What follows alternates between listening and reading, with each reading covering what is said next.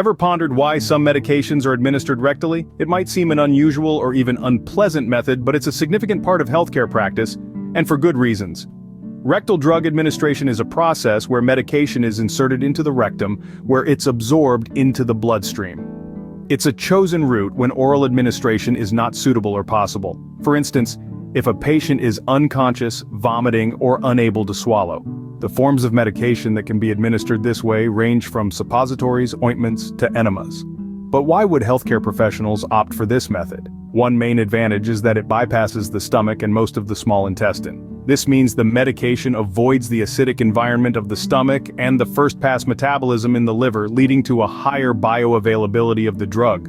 Moreover, rectal administration proves beneficial for patients experiencing nausea or vomiting. It's because the body absorbs the medication without it having to pass through the digestive system. Plus, it's a convenient method for unconscious patients or those who have difficulty swallowing pills like young children or the elderly. Not to mention, it can be used for both local effects, such as treating hemorrhoids, and systemic effects, like pain relief. However, every rose has its thorn. There's often a reluctance or discomfort associated with rectal administration, which can affect patient compliance.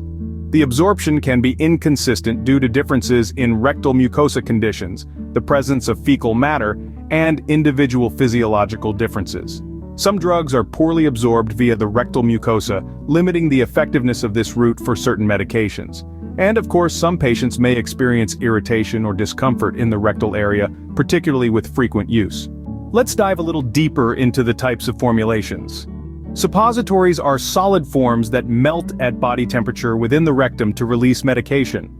Ointments and creams are applied internally to treat local conditions or provide systemic absorption of medications.